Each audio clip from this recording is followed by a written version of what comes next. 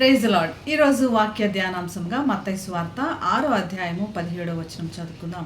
ఉపవాసము చేయుచున్నట్లు మనుషులకు కనబడవలనని కాక రహస్యమందున నీ తండ్రికే కనపడవలనని నీ ఉపవాసం చేయనప్పుడు నీ తల అంటుకొని నీ ముఖము కడుక్కొనుము. ప్రార్థనకి ఎంత ప్రాముఖ్యత ఉన్నదో, ప్రార్థనతో కలిపిన ఉపవాసము దేవునితో చేసే చక్కటి సహవాసము. దేవునిలో ఆత్మీయతలో ఆత్మీయంగా మనం చిగురించడానికి ఉపవాస ప్రార్థన ఎంతో సహాయపడుతుంది. ఈ ఉపవాస ప్రార్థన చేసేటప్పుడు యేసు ప్రభు ఏం చేశాడంటే ఒక మంచి హెచ్చరిక, జాగ్రత్త, ఉపవాసం చేస్తున్నావని నీవు అందరికీ కనపడాలని చేయనవసరం లేదు. తల మీద ధూళి పోసుకొని తల సర్దుకోకుండా వికారమైన ముఖంతో కనపడాలని, అంటే ఉపవాసం చేయాలని అందరికి కనపడాలని చేస్తూ ఇటువంటి పనులు చేస్తారేమో. అలా చేయకండి. ఎంత సాధారణంగా ప్రతిరోజు మరి శుభ్రంగా తల అంటుకొని తలకి మరి సరిచేసుకొని మరి శుభ్రంగా నువ్వు ఎలా ఉంటావు, ముఖం కడుక్కొని వికారమైన ముఖం తీసేసుకొని ఎంత ఫ్రెష్గా నీవు ఉంటావో అంతే ఫ్రెష్గా ఉండు.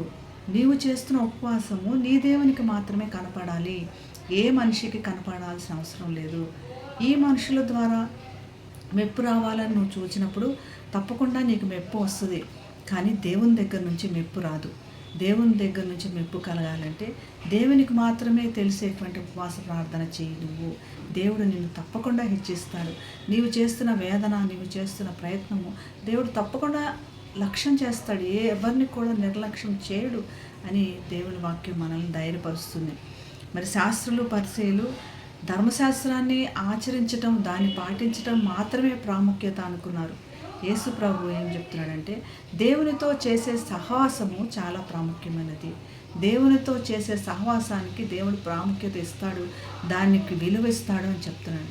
అటువంటి ప్రార్థనలకి విలువ ఉంది, సమాధానం కూడా ఉంది. నీవు ఆత్మీయంగా కూడా చిగురిస్తావని ఇటువంటి ఉపయోగకరమైన ప్రార్థన, ఉపవాస ప్రార్థనలు చేస్తూ దేవునిలో చిగురిస్తూ ఎదిగినట్లుగా దేవుడు మనందరికీ సహాయం చేయనుగాక. ప్రార్థన చేసుకున్నాం. మహాగణుడైన యేసయ్య, స్తుతికి పాత్రట, నిన్ను ఆరాధించి నిన్ను హెచ్చిస్తున్నాం తండ్రి. నీ వాక్యంలో ప్రభా మమ్మల్ని సరిచేస్తున్నందుకు, మమ్మల్ని చేపట్టుకొని నడిపిస్తున్నందుకు కృతజ్ఞతలే ప్రభా. నీకు ఇష్టమైన ఉపవాస ప్రార్థన చేయడానికి మా అందరికీ సహాయం చేయమని యేసు నామములో ప్రార్థిస్తున్నాం తండ్రి. ఆమేన్. Have a blessed day. God bless you.